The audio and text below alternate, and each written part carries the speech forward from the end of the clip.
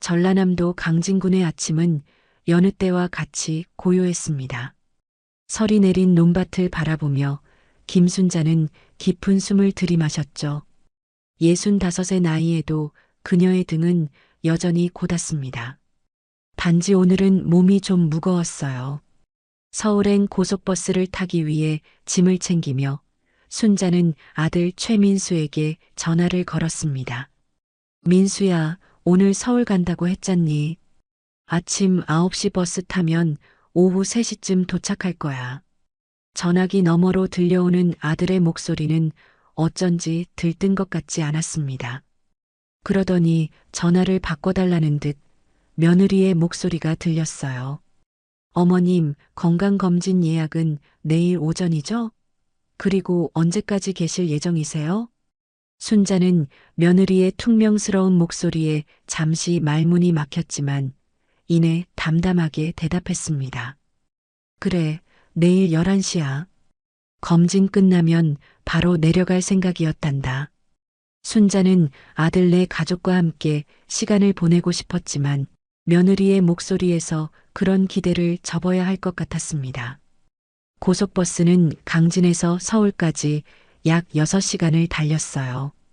창밖으로 지나가는 풍경을 바라보며 순자는 아들 민수를 키운 세월을 떠올렸습니다. 남편을 일찍 여의고 홀로 민수를 대학까지 보냈던 그 시간들. 순자는 강진의 작은 식당에서 일하며 아들을 뒷바라지했죠. 서울 도착합니다. 피곤한 몸을 이끌고 버스터미널을 빠져나온 순자는 아들이 보내준 주소를 따라 지하철과 버스를 갈아타며 아파트 단지에 도착했습니다. 아파트 앞에 서서 전화를 걸자 며느리가 현관문을 열어주었어요. 어머님, 여기까지 오시느라 고생하셨네요. 그러나 며느리의 눈빛은 결코 반갑지 않았습니다. 순자가 현관에 들어서려 하자 며느리가 손을 내밀며 말했죠. 잠시만요. 시골에서 오셨으니 흙먼지가 묻었을 테니까 신발과 옷 좀 털고 들어오세요. 우리 집 카펫이 새 거라. 순자는 당황했지만 아무 말 없이 옷을 털었습니다. 집 안에 들어서자 며느리는 거실 구석 작은 소파를 가리켰어요. 저기 앉으세요. 지금 민수 오빠는 아직 퇴근 전이라 없어요. 순자는 시계를 바라봤습니다. 6시였죠. 며느리는 전혀 대화를 시도하지 않고 휴대폰만 보고 있었습니다. 약 2시간 후 현관문이 열리는 소리가 들렸어요. 다녀왔습니다. 민수의 목소리였습니다. 순자는 반가워하며 일어났지만 민수는 어머니를 보고도 건성으로 인사했어요. 어머니, 오셨네요. 식사하셨어요? 순자는 아들의 냉담한 반응에 마음이 아팠습니다. 어색한 저녁 식사 후 순자가 건강검진 이야기를 꺼내려 하자 민수는 말을 끊었어요. 어머니, 죄송한데 회사 일로 정신이 없어서요. 내일 병원 가실 때 제가 데려다 드릴 시간은 없을 것 같습니다. 그때 며느리가 민수에게 다가가 귓속말을 했습니다. 순자는 들을 수 없었지만 민수의 표정이 변하는 것을 보았죠. 민수가 잠시 머뭇거리더니 며느리를 쳐다봤습니다. 며느리가 고개를 끄덕이자 민수는 어머니에게 말했어요. 어머니, 사실 우리 집이 좀 좁아서요. 아내가 병원 근처 호텔을 예약해뒀으니 오늘 밤은 거기서 주무시면 어떨까요? 순자는 충격을 받았지만 애써 담담한 표정을 지었습니다. 아들의 눈을 바라보았지만 민수는 시선을 피했어요. 순자는 가방을 집어들었습니다. 알았다. 내가 나가지. 아들과 며느리는 순자를 막지 않았어요. 오히려 며느리는 안도의 표정을 짓고 있었죠. 서울의 낯선 거리에 서서 순자는 눈물을 참으며 병원 근처 여관을 찾아갔습니다. 하룻밤 사이에 그녀의 마음속에는 깊은 상처와 함께 분노가 자리 잡았어요. 2장. 여관 방은 좁고 칙칙했습니다. 순자는 침대에 앉아 벽을 바라보았죠. 창문 너머로 서울의 밤이 깊어가고 있었습니다. 마음속에서는 지난 수십 년의 기억이 파도처럼 밀려왔어요. 민수를 키우며 밤낮으로 일했던 나날들, 아들의 졸업식에서 흘렸던 기쁨의 눈물, 그리고 민수가 서울로 취직했다는 소식을 들었을 때의 자랑스러움까지. 내가 뭘 그렇게 잘못했다고. 순자의 목소리는 방 안에 공허하게 울렸습니다. 아들이 며느리와 결혼한 지 3년. 처음에는 며느리가 반갑게 맞아주었지만 점점 달라졌죠. 그리고 오늘 마침내 그녀는 완전히 내쫓겼습니다. 가슴속에서 분노가 불꽃처럼 타올랐어요. 이렇게는 안 되겠다. 순자는 강진에 있는 자신의 재산을 떠올렸습니다. 남편이 남긴 농과 밭, 모두 그녀 명의로 된 유산이었죠. 민수와 며느리가 몇 번이나 팔아달라고 요청했던 그 땅. 순자는 복수의 씨앗을 마음에 심었습니다. 다음 날 아침 순자는 병원으로 향했어요. 건강검진을 받는 내내 머릿속은 복수 계획으로 가득 찼습니다. 의사가 순자의 손을 잡으며 말했죠. 김순자님 혈압이 매우 높으시네요. 스트레스를 많이 받고 계신 것 같은데 건강에 문제가 생길 수 있습니다. 순자는 쓴웃음을 지었습니다. 모든 스트레스의 원인이 아들과 며느리에게 있다는 것을 의사는 모를 테니까요. 검진을 마친 후 순자는 아들에게 전화를 걸었어요. 민수야, 검진 끝났다. 오늘 바로 강진으로 내려갈게. 전화기 너머로 아들의 안도하는 숨소리가 들렸습니다. 순자는 더 이상 말을 잇지 않고 전화를 끊었어요. 다시 6시간의 버스 여정이 시작되었죠. 창밖으로 흐르는 풍경을 바라보며 순자는 마음을 다잡았습니다. 버스 안에서 순자는 강진의 이웃들에게 연락을 취했어요. 오랜 친구인 박말순, 마을 이장 김영호, 그리고 여행사를 운영하는 정미경까지 모두 순자의 사정을 들으며 분노했습니다. 그런 며느리랑 아들은 강진 땅을 가질 자격이 없어. 말순의 목소리에 순자는 용기를 얻었어요. 미경은 특별한 제안을 했죠. 순자 언니 평생 고생만 하셨잖아요. 그 땅 일부 팔아서 해외여행 한번 다녀오세요. 제가 좋은 상품 소개해 드릴게요. 유럽이나 동남아시아 어때요? 순자는 생각에 잠겼습니다. 평생 강진을 벗어난 적이 없었고 여행은 꿈도 꾸지 못했죠. 복수는 단순히 아들에게 상처를 주는 것이 아니라 자신에게도 의미 있는 결과로 이어져야 한다고 생각했어요. 강진에 도착하자 말순을 비롯한 마을 어르신들이 기다리고 있었습니다. 그들은 순자를 따뜻하게 맞아주었어요. 얼마나 서러웠겠니? 그 고생해서 키운 아들이 그럴 수가 있나? 순자는 마을 회관에 모인 사람들에게 서울에서의 일을 상세히 들려주었습니다. 마을 사람들의 공분이 일었죠. 이장 김영호가 말했어요. 우리가 다 지켜봤지 않나? 순자가 얼마나 고생해서 민수를 키웠는지. 그런데 이제 와서 며느리 말 한마디에 어머니를 내쫓다니. 순자는 복수 계획을 구체화했습니다. 마을 사람들의 지지를 얻으며 그녀는 정미경과 함께 해외여행 패키지를 알아보기 시작했어요. 특히 유럽 투어가 눈에 들어왔습니다.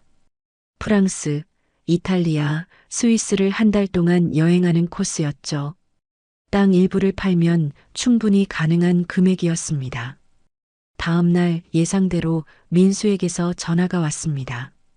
어머니, 잘 도착하셨어요? 저기, 사실 우리가 생각하고 있는 게 있는데. 순자는 미소를 지으며 대답했어요. 그래, 말해보렴. 저희가 서울에서 좀 더 넓은 집으로 이사를 생각하고 있어서요. 어머니 명의로 된 강진 땅을 팔면 어떨까 해서요. 순자는 잠시 침묵했다가 대답했습니다. 그래, 생각해 볼게. 그런데 민수야, 너희 두 사람이 직접 강진에 내려와서 얘기하는 게 좋을 것 같구나. 민수는 잠시 머뭇거렸지만 순자가 말을 이었어요. 최근에 몸이 좀 안 좋아져서 마지막으로 가족과 함께 강진에서 시간을 보내고 싶구나.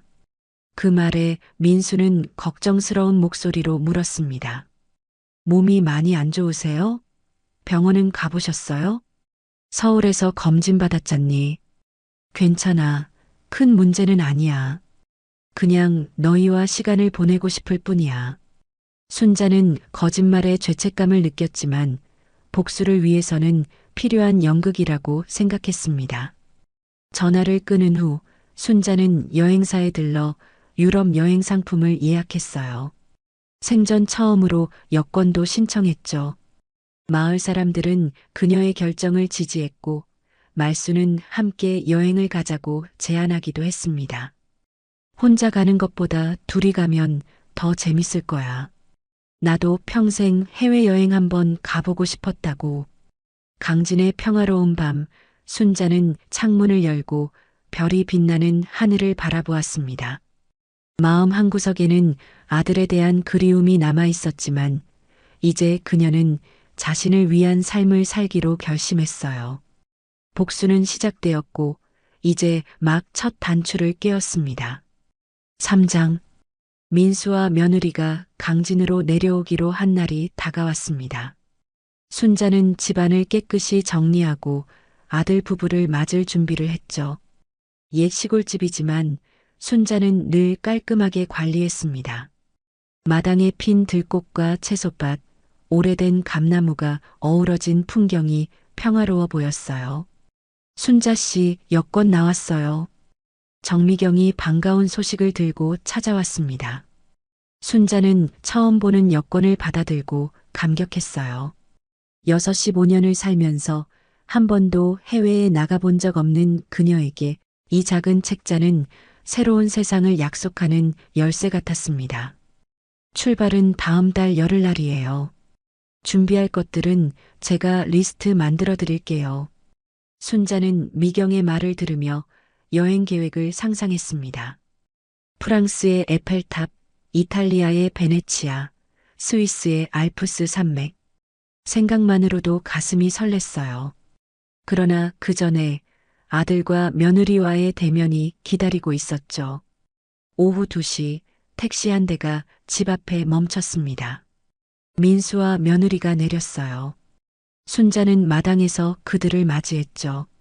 민수는 어색하게 인사했고 며느리는 가방을 들고 집 안으로 들어갔습니다. 어머니, 집이 여전히 깨끗하네요. 며느리의 말에는 칭찬보다 놀라움이 묻어 있었습니다. 순자는 미소를 지으며 대답했어요. 깨끗해야 손님들도 편하게 머물지. 며느리는 눈을 깜빡였습니다. 서울에서의 일을 넌지시 언급한 것이 분명했죠.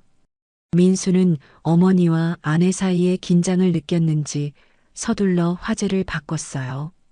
어머니, 건강은 어떠세요? 서울에서 검진 결과가 어땠어요?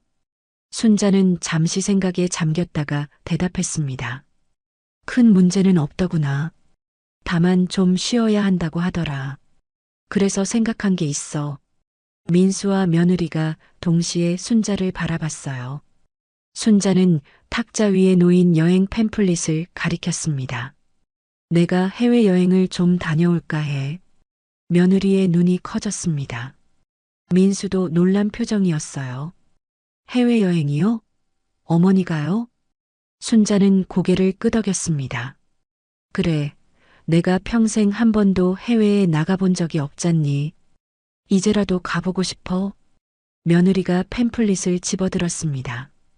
유럽 프리미엄 투어라는 제목 아래 비용이 적혀 있었어요. 며느리의 표정이 변했습니다. 이거 비용이 꽤 많이 드는데요. 순자는 차분하게 대답했습니다. 땅 일부를 팔 생각이다. 민수가 벌떡 일어났어요. 어머니, 그 땅은 우리가 서울에서 집을 사기 위해. 순자는 아들의 말을 자르며 말했습니다. 그 땅은 내 이름으로 되어 있지. 내가 평생 모은 재산이야. 순자의 단호한 목소리에 민수는 할 말을 잃었어요. 며느리는 표정을 감추려 했지만 눈에 띄게 불쾌해 보였습니다. 그녀는 민수에게 눈짓했고 두 사람은 잠시 밖으로 나갔어요. 창문 너머로 그들의 다툼하는 소리가 희미하게 들렸습니다. 며느리의 목소리가 격앙되었고 민수는 진정시키려는 듯 했어요. 순자는 차를 마시며 기다렸습니다. 잠시 후 두 사람이 돌아왔어요. 어머니, 좀 더 생각해 보시죠. 해외여행은 위험할 수도 있고.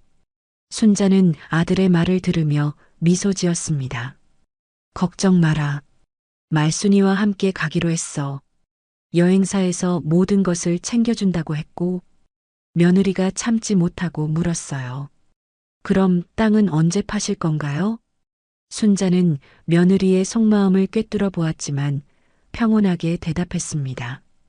이미 부동산 중개사와 얘기했다. 다음 주에 계약할 예정이야. 저녁이 되자 순자는 마을 회관에서 열리는 모임에 민수와 며느리를 초대했습니다. 마을 어르신들이 모두 모인 자리였죠. 순자가 들어서자 어르신들이 반갑게 맞아주었어요. 그러나 민수와 며느리를 본 어르신들의 표정이 굳어졌습니다. 민수야, 오랜만이구나. 어머니, 잘 모시고 있니? 김영우 이장의 질문에 민수는 어색하게 웃었어요. 며느리는 불편한 듯 자리에 앉았습니다. 한 어르신이 말했어요. 순자가 해외여행 간다고 하던데 너희도 알고 있니? 민수가 대답하기 전에 박말순이 끼어들었습니다. 순자가 평생 고생만 했는데 이제 좀 즐겨야지. 우리도 함께 가기로 했어. 마을 사람들은 모두 순자의 편이었습니다. 며느리는 점점 더 불편해 보였어요. 모임이 끝날 무렵 이장이 민수를 따로 불러 이야기했습니다. 순자는 그들의 대화를 듣지 못했지만 민수의 표정이 심각해지는 것을 볼 수 있었어요. 집으로 돌아오는 길 민수는 조용했습니다. 며느리는 계속 투덜거렸어요. 저 사람들 뭐야? 우리 보고 뭐라고 하는 거지? 순자는 아무 말도 하지 않았습니다. 집에 도착해서 민수가 어머니에게 물었어요. 어머니, 정말 여행만 다녀오실 건가요? 다른 계획은 없으신 거죠? 순자는 아들의 눈을 바라보며 대답했습니다. 내가 왜 다른 계획이 있겠니? 난 그저 남은 생에 좀 더 즐기고 싶을 뿐이야. 그날 밤 순자는 창밖의 별을 바라보았습니다. 마음 한구석에는 여전히 아들에 대한 사랑이 있었지만 이제 그녀는 자신의 삶을 살 준비가 되어 있었어요. 유럽 여행은 단순한 복수를 넘어 새로운 시작을 의미했습니다. 사장, 다음 날 아침 순자는 일찍 일어나 아침 식사를 준비했습니다. 강진의 신선한 공기가 부엌으로 들어왔어요. 민수와 며느리가 식탁에 앉자 순자는 직접 기른 채소로 만든 반찬들을 내놓았습니다. 어머니, 이 김치 정말 맛있네요. 민수의 말에 순자는 미소 지었어요. 오랜만에 아들이 진심 어린 칭찬을 했습니다. 며느리는 조용히 밥을 먹고 있었죠. 순자는 여행 계획을 설명하기 시작했습니다. 파리에서 3일, 로마에서 나흘, 스위스에서 닷새를 보낼 예정이야. 말순이와 함께라서 걱정할 건 없어. 민수가 물었어요. 어머니, 영어도 모르시는데 괜찮으실까요? 순자는 자신감 있게 대답했습니다. 여행사에서 한국인 가이드가 전 일정 동행한대. 그리고 내가 나이는 들었어도 배우는 건 좋아하잖니. 미경이가 간단한 영어 표현도 가르쳐 준다고 했어. 며느리가 갑자기 물었어요. 어머님, 땅 파시면 얼마나 받으실 거예요? 민수가 며느리를 날카롭게 쳐다봤지만 순자는 담담하게 대답했습니다. 내가 가진 농가 밭 중에 작은 쪽 밭만 팔 거야. 그래도 여행비로는 충분하더구나. 며느리의 표정이 변했어요. 그녀는 모든 땅을 팔 줄 알았던 것 같았습니다. 순자는 아침 식사 후 마당으로 나가 채소밭을 가꾸기 시작했어요. 민수가 따라 나왔습니다. 어머니, 제가 도와드릴게요. 순자는 놀랐지만 기뻤습니다.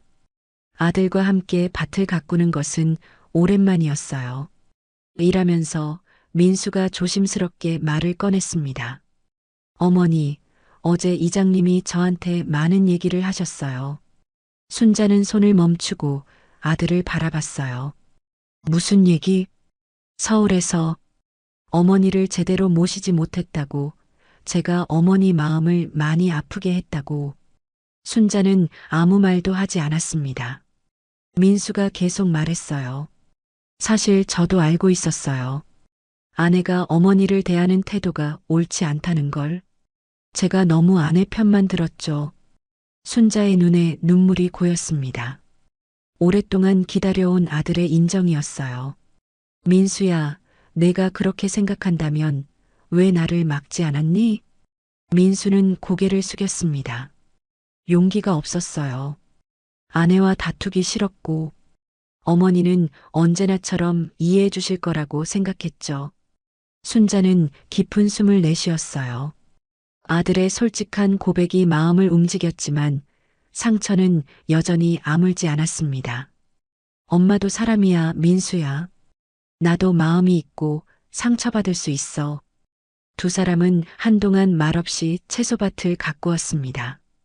햇살이 따사롭게 내리쬐는 가운데 순자는 아들과의 관계가 조금씩 회복되는 것을 느꼈어요. 오후 며느리는 순자에게 접근했습니다. 그녀의 표정은 전과 달리 부드러워 보였어요.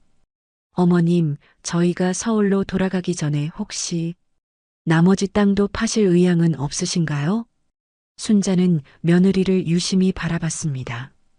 겉으로는 부드러워졌지만 여전히 탐욕스러운 눈빛이었어요. 아니, 나머지 땅은 팔 생각이 없단다. 그 땅은 내가 죽은 후에 민수에게 물려줄 거야. 며느리의 표정이 굳어졌습니다. 그녀는 더 이상 말을 잇지 못했어요. 그때 박말순이 찾아왔습니다. 순자야, 여행 준비는 잘 돼가니? 오, 민수도 왔구나. 서울에선 잘 지내? 말순은 민수를 반갑게 맞이했지만 며느리를 보자 표정이 차가워졌어요. 며느리는 불편함을 느꼈는지 집 안으로 들어갔습니다.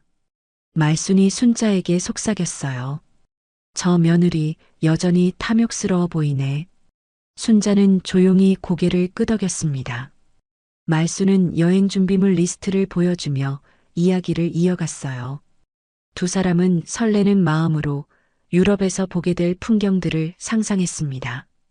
저녁이 되자 순자는 특별한 강진 요리로 상을 차렸어요. 민수는 어린 시절 먹던 음식들을 반가워했습니다. 식사 중에 순자가 말했어요. 민수야, 내가 여행 다녀온 후에 서울에 한번 올라갈까 해.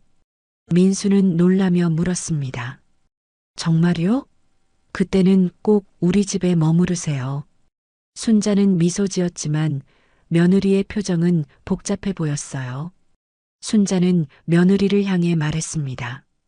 걱정하지 마. 이번엔 서둘러 떠나라고 하지 않아도 내가 알아서 호텔에 묵을 거야. 며느리의 얼굴이 붉어졌습니다. 민수는 어머니와 아내 사이를 어색하게 오갔어요. 식사가 끝난 후 민수는 어머니와 단둘이 이야기하고 싶다며 마당으로 나갔습니다. 어머니, 정말 죄송해요. 서울에서 어머니를 그렇게 대했던 것.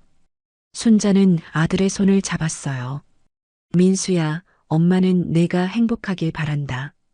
하지만 내 아내가 나를, 그리고 어쩌면 너까지도 재산 때문에 생각하는 것 같아서 마음이 아프구나. 민수는 깊은 생각에 잠겼습니다. 그는 어머니의 말이 어느 정도 맞다는 것을 알았어요. 며느리가 강진의 땅에 큰 관심을 보이는 것이 불편했습니다. 어머니, 제가 좀 더 생각해 볼게요. 아내와도 진지하게 대화할 거예요. 순자는 아들의 어깨를 토닥였습니다. 그녀는 복수보다 아들이 올바른 선택을 하길 바랐어요. 밤이 깊어갔지만 순자의 마음은 오히려 가벼워지는 듯 했습니다. 다음 날 아침 민수와 며느리는 서울로 돌아갈 준비를 했습니다. 며느리는 여전히 불만족스러운 표정이었지만 민수는 어머니와 따뜻하게 작별 인사를 나눴어요. 어머니, 여행 다녀오시면 꼭 연락 주세요. 제가 서울에서 모실게요. 순자는 아들을 꼭 안아주었습니다. 며느리에게는 가볍게 고개를 끄덕였어요. 그들이 떠난 후 순자는 여행 준비에 더욱 집중했습니다. 마음속의 복수심은 조금 누그러졌지만 새로운 삶에 대한 기대는 더욱 커졌어요. 순자의 유럽 여행 출발일이 일주일 앞으로 다가왔습니다. 그녀는 여행 가방을 꺼내 필요한 물건들을 하나씩 챙기기 시작했어요. 오래된 옷장에서 꺼낸 옷들을 바라보며 순자는 생각했습니다. 이 옷들로는 부족할 것 같은데. 다음 날 순자는 말순과 함께 전주로 쇼핑을 떠났습니다. 두 사람은 백화점을 돌아다니며 유럽 여행에 필요한 옷과 신발, 작은 여행용품들을 샀어요. 평생 검소하게 살아온 순자에게는 낯선 경험이었습니다. 순자야, 이 코트 한번 입어봐. 파리는 아직 쌀쌀할 거래. 말순이 건넨 코트를 입어보며 순자는 거울 앞에 섰습니다. 거울 속 자신의 모습이 낯설었어요. 세련된 코트를 입은 노년의 여성은 더 이상 시골 아줌마가 아니었습니다. 순자의 눈에 반짝임이 돌아왔어요. 내가 이런 옷을 입어도 되나? 말순은 웃으며 대답했습니다. 당연하지. 이제부터는 내 인생을 살 때야. 쇼핑을 마치고 두 사람은 카페에 앉았어요. 순자가 말했습니다.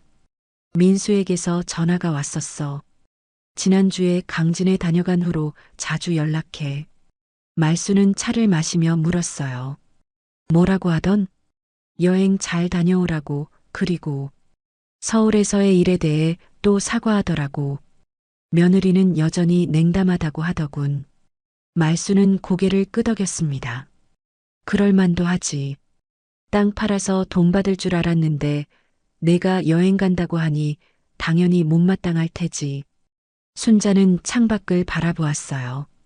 눈부신 햇살이 거리를 비추고 있었습니다. 오랜만에 마음이 가벼워진 것 같았어요. 내가 평생 남편 잃고 민수만 바라보며 살았는데 이제는 나 자신을 위해 살아도 괜찮겠지? 말수는 순자의 손을 꼭 잡았습니다. 늦지 않았어. 이제부터 시작이야. 강진으로 돌아온 순자는 여행 준비에 더욱 박차를 가했어요.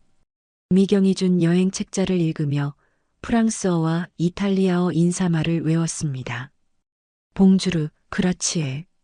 낯선 단어들이 그녀의 입에서 어색하게 흘러나왔지만 그 과정이 즐거웠어요. 출발 사흘 전 민수에게서 또 전화가 왔습니다. 어머니, 여행 준비는 잘 되고 있으세요? 순자는 미소 지으며 대답했어요. 응, 다 됐어. 가방도 거의 다 쌌고 여행사에서 최종 안내도 받았단다. 민수의 목소리가 조금 망설이는 듯 했습니다. 어머니, 사실 아내와 많이 싸웠어요. 강진에서 돌아온 후로 계속. 순자는 가슴이 아팠습니다. 아들의 결혼 생활이 흔들리는 것은 바라지 않았어요. 무슨 일인데? 아내는 여전히 강진 땅에 집착해요. 어머니가 모든 땅을 팔아서 우리에게 주기를 바라는 것 같아요. 하지만 저는 더 이상 그런 생각을 못 하겠어요. 이장님 말씀도 있고 어머니가 평생 고생하셨는데. 순자는 깊은 숨을 내쉬었습니다. 아들의 목소리에서 진심이 느껴졌어요. 민수야, 엄마는 내가 행복하길 바랄 뿐이야. 내 아내를 사랑한다면 잘 대화해 보렴. 땅 문제로 부부 사이가 틀어지면 안 되지. 민수는 잠시 침묵했다가 말했습니다. 네, 어머니. 하지만 아내가 변하지 않으면 저도 어떻게 해야 할지 모르겠어요. 전화를 끊은 후 순자는 마당 감나무 아래 앉았습니다. 가을이 시작되어 감이 익어가고 있었어요. 예전에는 민수가 이 감나무에 올라가 감을 따던 모습이 떠올랐습니다. 순자는 마음 한편으로 아들 부부의 갈등이 걱정되었지만 다른 한편으로는 이것이 복수의 일부라고 생각했습니다. 출발 하루 전날 마을 사람들이 순자의 집에 모였어요. 작은 송별회였죠. 이장 김영호가 건배를 제안했습니다. 순자의 첫 해외여행을 축하하며 좋은 추억 많이 쌓고 돌아오길 바랍니다. 모두가 잔을 들었습니다. 순자는 감격스러웠어요. 이웃들이 모두 자신을 진심으로 축하해주는 것이 느껴졌습니다. 말순이 순자의 어깨를 토닥이며 말했어요. 내일이면 우리가 드디어 비행기를 타는구나. 설레지 않아? 순자는 고개를 끄덕였습니다. 설렘과 두려움이 뒤섞인 감정이었어요.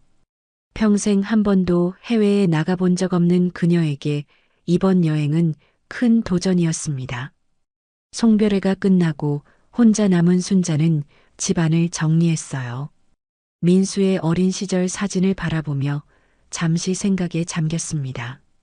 그때의 민수는 순수하고 엄마를 사랑했어요. 며느리를 만나기 전까지는 말이죠. 순자는 깊은 한숨을 내쉬었습니다. 아들의 결혼 생활이 파탄 나는 것은 원하지 않았지만 며느리의 탐욕스러운 모습에는 분노가 치밀었어요. 다음 날 아침 순자와 말수는 정미경이 운전하는 차를 타고 광주공항으로 향했습니다. 마을을 떠나는 길, 순자는 창밖으로 익숙한 풍경들을 바라보았어요. 강진의 산과 들, 그리고 그녀가 평생 일해온 농과 밭들. 잠시 떠나 있지만 이 풍경들은 여전히 그녀의 고향이었습니다.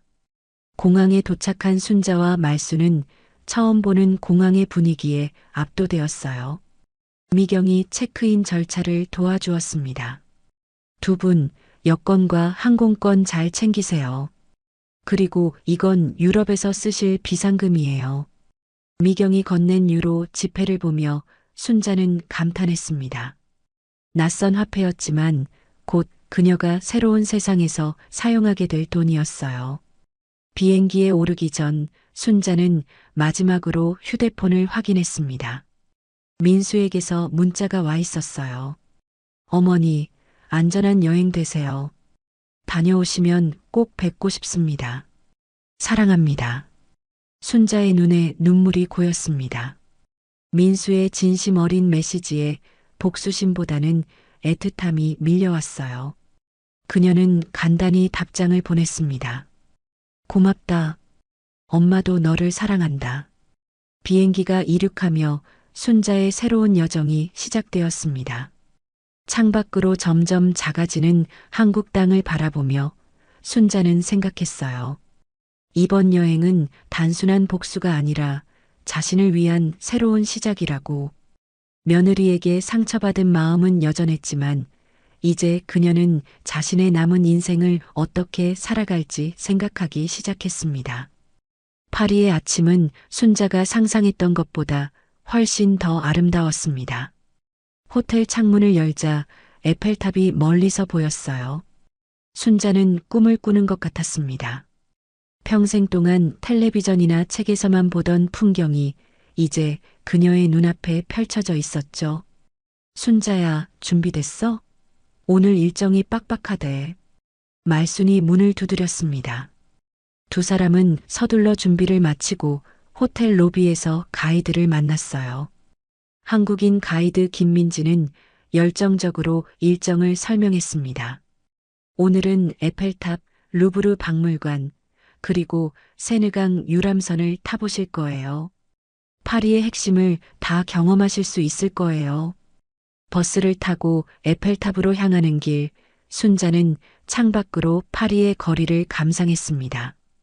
오스만 양식의 건물들, 카페에 앉아 여유롭게 시간을 보내는 사람들, 그리고 곳곳에 피어있는 꽃들이 눈에 들어왔어요. 순자는 이런 풍경을 보기 위해 더 일찍 여행을 시작했어야 했다고 생각했습니다. 에펠탑에 도착해 엘리베이터를 타고 올라가자 파리 전경이 한눈에 들어왔어요. 순자는 말순의 손을 꼭 잡았습니다. 말순아, 내가 정말 여기 와 있는 거 맞니? 말순도 감격에 젖어 있었습니다. 그러게. 평생 꿈에도 못 꿀 일이었는데 우리가 파리에 와 있다니. 순자는 문득 민수를 떠올렸어요. 아들도 이 풍경을 함께 볼 수 있다면 좋았을 텐데 하는 아쉬움이 들었습니다.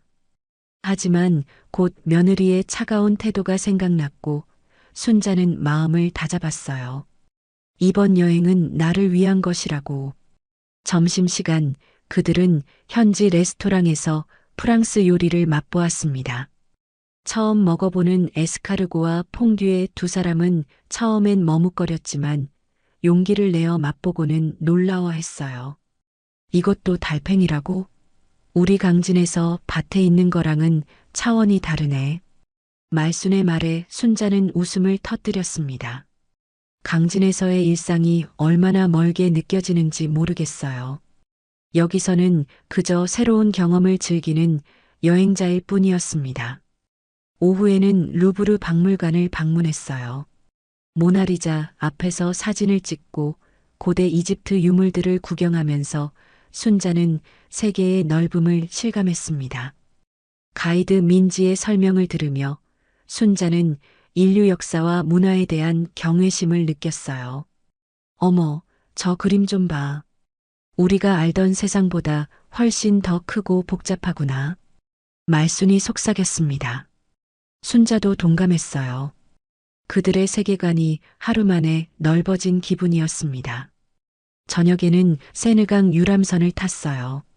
해가 지면서 파리의 건물들이 황금빛으로 물들었고 가로등이 하나둘 켜지기 시작했습니다. 유람선에서 와인 한 잔을 마시며 순자는 생각했어요. 이런 아름다움을 즐길 수 있는 기회가 주어진 것에 감사해야지. 호텔로 돌아온 후 순자는 민수에게 전화를 걸었습니다. 국제전화는 비쌌지만 아들의 목소리를 듣고 싶었어요. 어머니, 파리는 어떠세요? 민수의 목소리가 반가웠습니다. 순자는 오늘 본 모든 것들을 열정적으로 설명했어요. 정말 꿈 같은 하루였어. 에펠탑도 보고 루브르 박물관도 가고 내가 같이 있었으면 더 좋았을 텐데. 잠시 침묵이 흘렀습니다. 민수가 조심스럽게 말을 꺼냈어요. 어머니, 저희 심각하게 대화를 나눴어요. 순자는 마음이 무거워졌습니다. 아들의 목소리에서 피로가 느껴졌어요. 무슨 일이니? 아내가 계속 강진 땅 이야기를 해요. 어머니가 돌아오시면 설득해서 모든 땅을 팔게 해야 한다고. 저는 이제 그런 말을 듣기 싫다고 했어요. 순자는 깊은 한숨을 내쉬었습니다. 유럽에서의 평화로운 시간이 갑자기 멀게 느껴졌어요. 민수야, 너무 걱정하지 마. 엄마는 괜찮아. 내가 행복한 게 중요하단다. 전화를 끊은 후 순자는 발코니에 나가 파리의 밤하늘을 바라보았습니다. 별들이 반짝이는 하늘 아래 그녀의 마음도 복잡하게 빛나고 있었어요. 복수심과 모성애, 그리고 새로운 삶에 대한 열망이 뒤섞였습니다. 다음 날 그들은 베르사유 궁전을 방문했어요. 황금으로 장식된 화려한 궁전과 웅장한 정원을 보며 순자는 감탄을 금치 못했습니다. 그러나 가이드의 설명을 들으며 순자는 생각에 잠겼어요. 이 궁전은 루이 16세와 마리 앙투아네트가 살던 곳입니다. 하지만 그들의 사치와 낭비는 결국 프랑스 혁명을 불러왔고 두 사람 모두 단두대에서 생을 마감했죠. 순자는 며느리를 떠올렸습니다. 탐욕적인 욕심이 결국 자신을 파멸로 이끌 수 있다는 교훈이 담겨 있는 것 같았어요.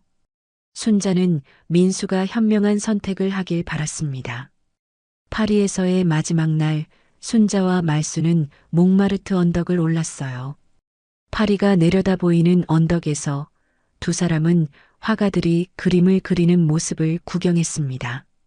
한 화가가 순자에게 초상화를 그려주겠다고 제안했어요. 그림 모델이 되어 보신 적 있나요? 화가가 유창한 영어로 물었습니다. 가이드가 통역해 주었지만 순자는 이미 의미를 이해했어요. 그녀는 웃으며 고개를 저었습니다. 아니요, 처음이에요.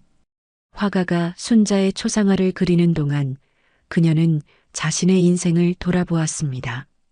강진에서의 고된 삶, 아들을 키우기 위해 희생한 시간들, 그리고 며느리에게 받은 상처까지. 하지만 지금 이 순간 그녀는 파리의 한 화가의 모델이 되어 있었어요. 인생은 정말 예측할 수 없었습니다.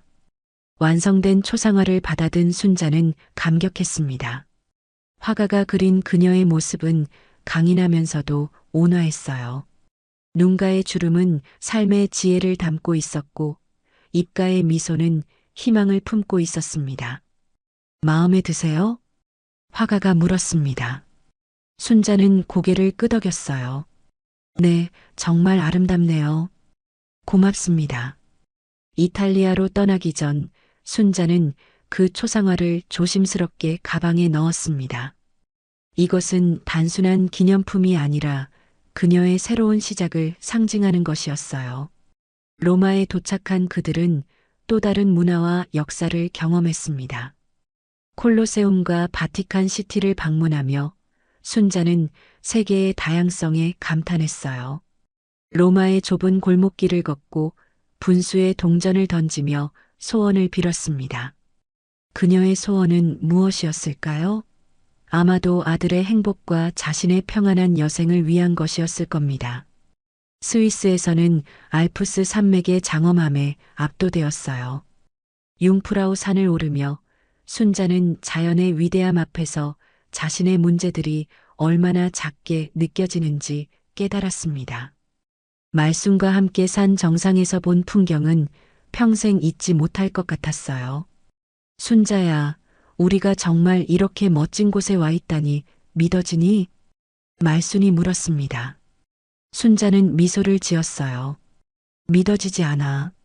하지만 우리는 정말 여기 있어. 이게 꿈이 아니라는 걸 알아. 한 달의 여행이 끝나갈 무렵 순자는 자신이 변화했음을 느꼈습니다. 더 이상 강진의 시골 아줌마가 아니라 세계를 경험한 여행자가 되었어요. 복수심은 여전히 있었지만 이제는 그것보다 더 큰 무언가를 찾은 것 같았습니다. 바로 자신만의 삶의 가치였어요.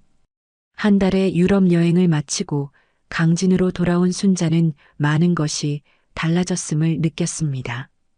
겉으로 보기에 강진의 풍경은 여전했지만 순자의 내면은 완전히 달라져 있었어요. 세계를 보고 온 눈으로 바라보는 고향은 더 소중하게 느껴졌습니다. 순자야, 잘 돌아왔구나. 어떻게 지냈어? 마을 사람들이 반갑게 맞아주었어요. 순자는 유럽에서 찍은 사진들을 보여주며 여행 이야기를 들려주었습니다. 마을 회관에 모인 사람들은 그녀의 이야기에 귀를 기울였죠. 파리의 에펠탑은 정말 웅장했어. 로마의 콜로세움은 2000년도 더 된 건물이라는데 아직도 저렇게 남아있다니 놀라웠지. 스위스 알프스는 글로 표현할 수 없을 만큼 아름다웠어. 순자의 눈빛은 반짝였고 목소리에는 활기가 넘쳤습니다. 마을 사람들은 그녀의 변화를 느꼈어요. 더 자신감 있고 더 행복해 보였죠. 이장 김영우가 물었습니다. 여행 다녀오니 어떤 느낌이야? 순자는 잠시 생각에 잠겼다가 대답했어요. 세상은 내가 생각했던 것보다 훨씬 넓고 다양하더라고. 그리고 깨달았어. 내가 지금까지 나 자신을 위해 살아본 적이 거의 없다는 걸. 항상 남편을 위해, 아들을 위해 살았지. 하지만 이제는 나를 위한 시간을 갖고 싶어. 마을 사람들은 고개를 끄덕였습니다. 말순이 순자의 손을 잡았어요. 내가 행복해 보여서 나도 기뻐. 앞으로도 우리 함께 여행 많이 다니자. 집으로 돌아온 순자는 여행에서 가져온 기념품들을 정리했습니다. 파리에서 그려진 초상화, 로마에서 산 작은 콜로세움 모형, 스위스에서 구입한 시계까지 하나하나가 소중한 추억이었어요. 그러다 문득 민수가 생각났습니다. 순자는 아들에게 전화를 걸었어요. 통화 버튼을 누르기 전 그녀는 잠시 망설였습니다. 유럽 여행 동안 민수와 며느리에 대한 분노가 많이 누그러들었지만 여전히 복잡한 감정이 남아 있었어요. 여보세요, 어머니? 민수의 목소리가 들렸습니다. 평소보다 피곤해 보였어요. 민수야, 엄마 여행 잘 다녀왔어. 집에 도착했단다. 다행이네요. 건강은 어떠세요? 여행이 힘드시진 않았어요? 순자는 미소를 지었습니다. 생각보다 괜찮았어. 오히려 활력이 생긴 것 같아. 너는 어떻게 지냈니? 민수가 잠시 침묵했습니다. 무거운 한숨 소리가 들렸어요. 저희 별거 중이에요, 어머니. 순자의 가슴이 철렁 내려앉았습니다. 예상은 했지만 현실이 되니 마음이 아팠어요. 무슨 일이 있었니? 어머니가 유럽 가신 후로 계속 다퉜어요. 아내는 여전히 강진 땅에 집착했고 저는 더 이상 참을 수 없었어요. 어머니를 그렇게 대했던 것도 용서할 수 없었고요. 순자는 복잡한 감정에 휩싸였습니다. 한편으로는 며느리에 대한 복수가 이루어진 것 같아 만족스러웠지만 다른 한편으로는 아들의 아픔이 마음 아팠어요. 너무 속상하겠구나. 어디서 지내고 있니? 회사 근처 원룸에서요. 아내는 아직 아파트에 있고요. 이혼 얘기도 나왔어요. 순자는 깊은 숨을 내쉬었습니다. 그녀가 의도한 복수였지만 아들까지 상처받는 것은 원하지 않았어요. 민수야, 엄마가 다음 주에 서울에 가볼까? 민수의 목소리가 밝아졌습니다. 정말요? 어머니를 뵙고 싶었어요. 전화를 끊은 후 순자는 창밖을 바라보았습니다. 강진의 저녁 노을이 아름답게 물들고 있었어요. 그녀는 아들과 며느리의 갈등이 자신 때문에 시작되었다는 것을 알고 있었습니다. 하지만 이제는 모든 것을 정리할 때가 온 것 같았어요. 다음 주 순자는 서울행 고속버스에 몸을 실었습니다. 몇 달 전과 같은 노선이지만 그녀의 마음은 완전히 달랐어요. 이제는 더 이상 두렵지 않았고 오히려 담담했습니다. 창밖으로 지나가는 풍경을 바라보며 순자는 아들과 나눌 대화를 생각했어요. 서울에 도착하자 민수가 기다리고 있었습니다. 그는 어머니를 보자마자 달려와 안았어요. 어머니, 보고 싶었어요. 순자도 아들을 꼭 안아주었습니다. 민수는 예전보다 수척해 보였어요. 그러나 눈빛은 더 맑아진 것 같았습니다. 민수의 원룸은 작지만 깔끔했어요. 그는 어머니를 위해 침대를 내어주고 자신은 바닥에 이불을 펴고 자겠다고 했습니다. 순자는 아들의 배려에 감동했어요. 저녁을 먹으며 두 사람은 오랜만에 진솔한 대화를 나눴습니다. 민수가 말했어요. 어머니, 정말 죄송해요. 서울에서 그렇게 대했던 것. 아내의 눈치만 보고 어머니 마음은 생각하지 못했어요. 순자는 아들의 손을 잡았습니다. 엄마도 미안해. 내가 행복하길 바랐는데 결국 이렇게 됐구나. 민수는 고개를 저었어요. 아닙니다. 어머니 탓이 아니에요. 저와 아내 사이에 문제가 있었던 거죠. 어머니 일을 계기로 그게 더 분명해졌을 뿐이에요. 순자는 아들의 눈을 바라보았습니다. 그의 눈에 진심이 담겨 있었어요. 아내와 정말 이혼할 생각이니? 민수는 깊은 숨을 들이마셨다가 내쉬었습니다. 네. 이미 변호사도 만났어요. 아내는 재산 분할에만 관심이 있더라고요. 특히 강진 땅. 순자는 입술을 깨물었습니다. 그녀의 복수는 성공했지만 아들의 상처는 큰 대가였어요. 민수야, 그 땅에 대해 말해줄 게 있어. 순자는 자신이 여행 전에 취한 조치에 대해 설명했습니다. 일부 땅을 팔아 여행 경비로 사용했지만 나머지 땅은 이미 민수의 이름으로 변경해 두었다는 이야기였어요. 어머니, 그건 내 것이야. 내가 행복하게 살았으면 하는 바람으로 준비한 거였어. 하지만 지금은 내가 원하는 대로 사용하렴. 민수의 눈에 눈물이 고였습니다. 그는 어머니를 안았어요. 어머니, 정말 감사합니다.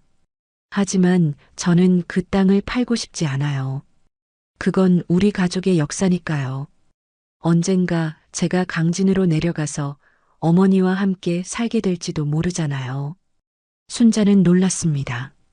아들이 언젠가 강진으로 돌아올 수도 있다는 생각은 해본 적이 없었어요. 내가 서울 생활을 접고 강진에 온다고? 민수는 미소 지었습니다. 아직 확실한 계획은 아니지만 가능성은 열어두고 싶어요. 서울 생활이 제게 맞지 않는다는 걸 점점 느끼고 있어요.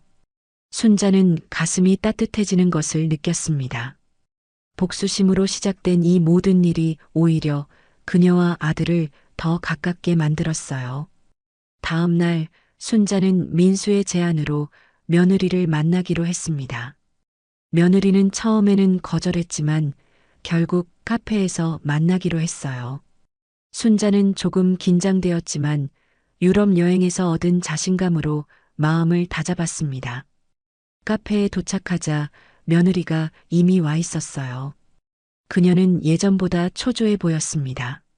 순자가 자리에 앉자 며느리가 먼저 말을 꺼냈어요. 어머님, 유럽 여행은 즐거우셨어요? 순자는 고개를 끄덕였습니다. 네, 정말 좋았어. 세상을 보는 눈이 넓어진 것 같아. 며느리는 잠시 침묵했다가 말했어요. 정말 죄송합니다. 서울에서 어머님을 그렇게 대해서. 순자는 며느리의 사과가 진심인지 판단하려 했지만 그녀의 눈은 여전히 계산적으로 보였습니다. 며느리가 말을 이었어요. 사실 강진 땅에 대해 여쭤보고 싶었어요. 결국 땅 이야기였습니다. 순자는 쓴웃음을 지었어요. 그 땅은 이미 민수 이름으로 바꿔놨어. 그러니 이제 그건 너희 부부 사이의 문제야. 며느리의 눈이 커졌습니다. 그녀는 기대하지 않았던 소식에 당황한 듯 했어요. 순자는 일어났습니다. 이젠 더 할 말이 없을 것 같구나. 행복하게 살길 바랄게.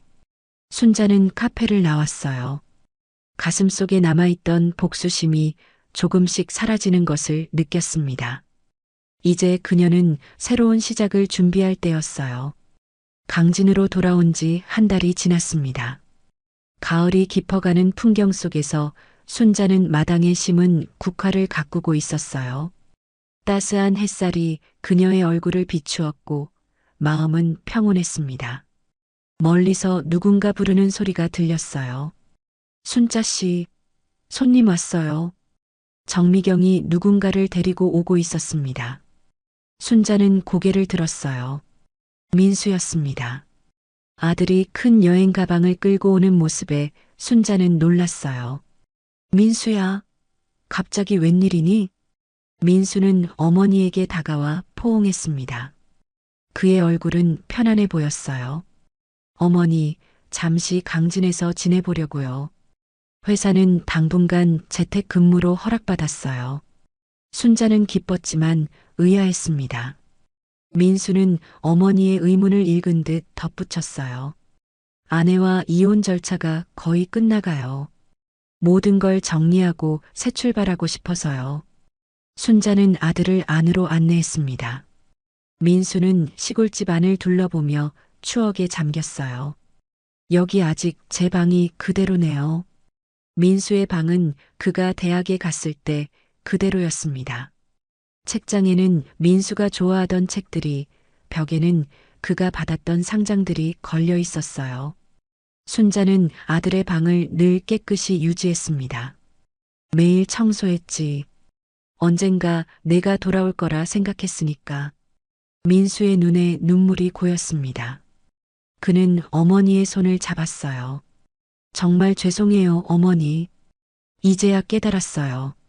제가 얼마나 어머니를 소홀히 했는지. 순자는 아들의 머리를 쓰다듬었습니다. 그녀의 마음에 남아있던 복수심은 이제 완전히 사라졌어요. 대신 아들과 함께 새로운 시작을 할 수 있다는 희망이 차올랐습니다.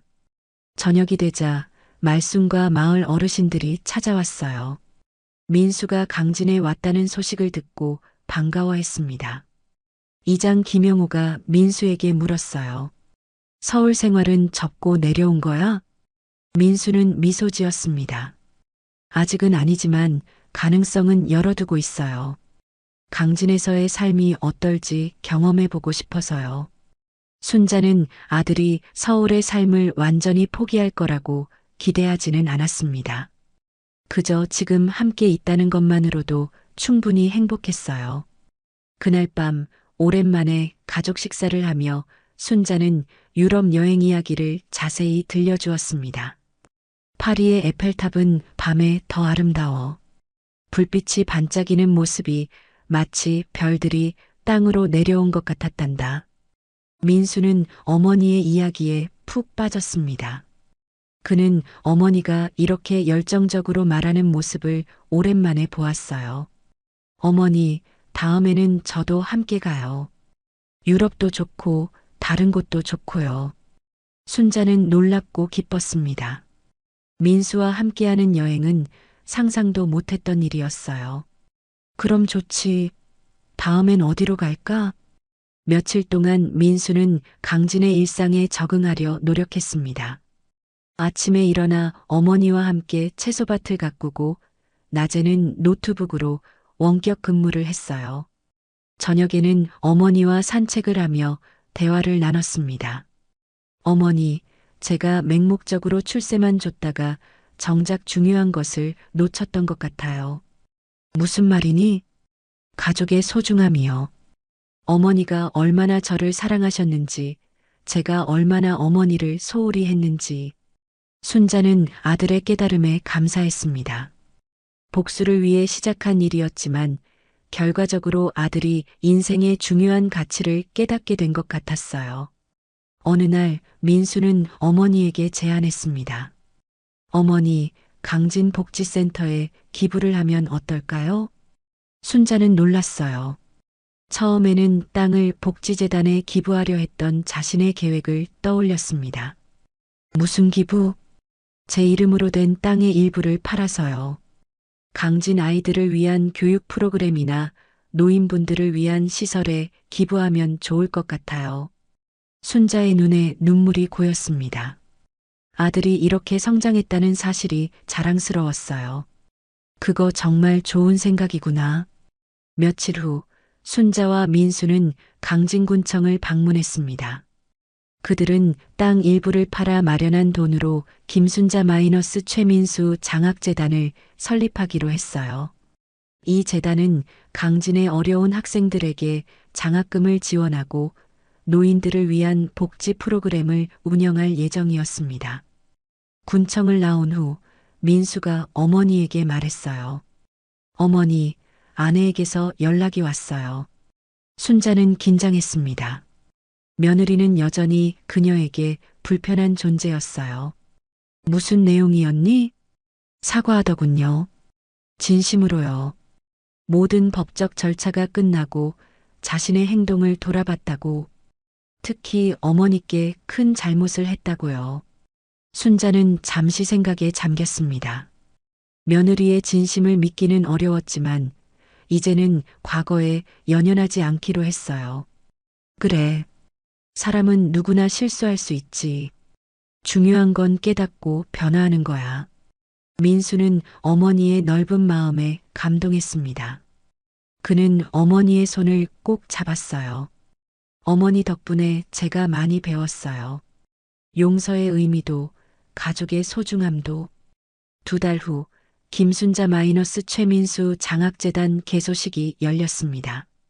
강진의 주민들이 모두 모였고 군수도 축하 인사를 전했어요. 순자는 민수와 함께 단상에 섰습니다. 그녀는 마이크를 잡고 짧은 소감을 말했어요.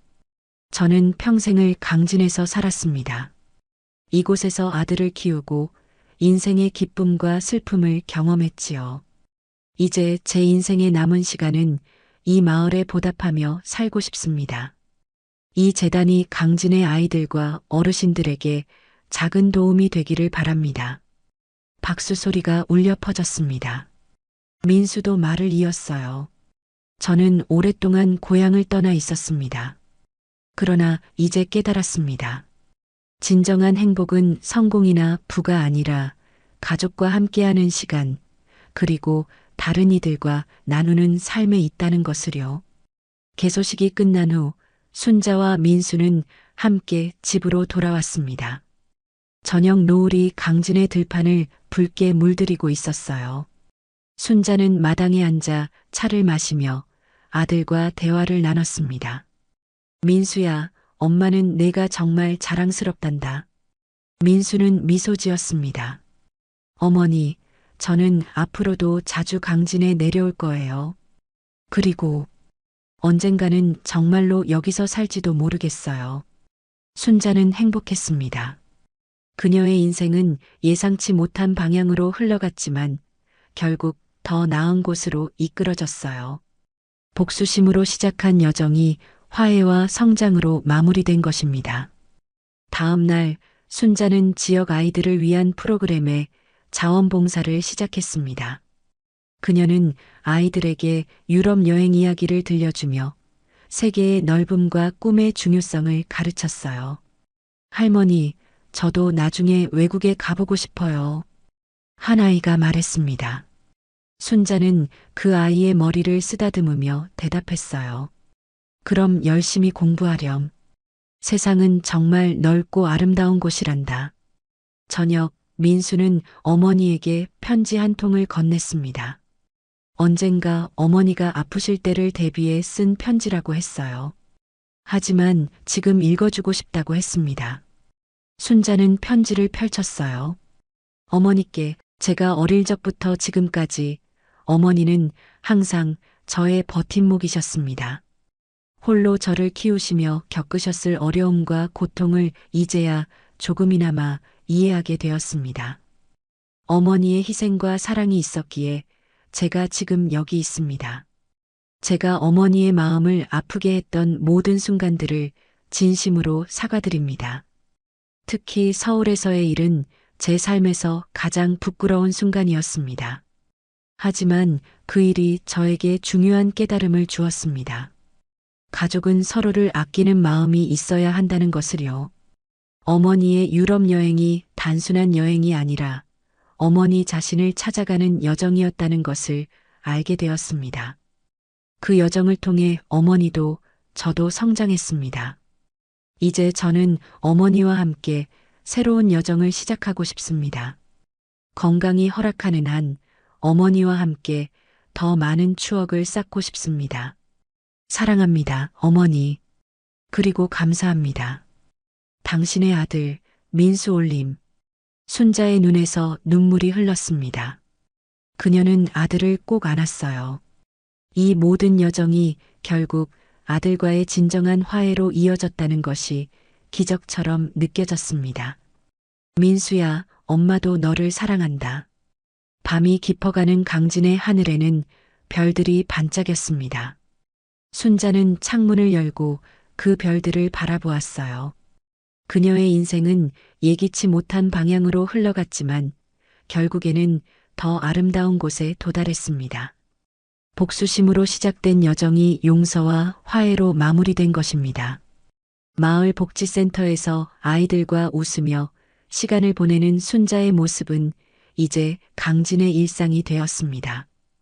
민수는 서울과 강진을 오가며 어머니와의 관계를 더욱 돈독히 했고 며느리는 자신의 잘못을 반성하며 홀로 새로운 삶을 시작했어요. 순자는 이제 알았습니다. 진정한 복수는 미움이 아닌 사랑으로, 상처가 아닌 용서로 이루어진다는 것을. 그리고 그 과정에서 자신도 아들도 심지어 며느리까지도 성장했다는 것을요. 강진의 평화로운 밤, 순자는 내일의 희망을 품고 잠이 들었습니다. 그녀의 얼굴에는 여유로운 미소가 머물러 있었어요.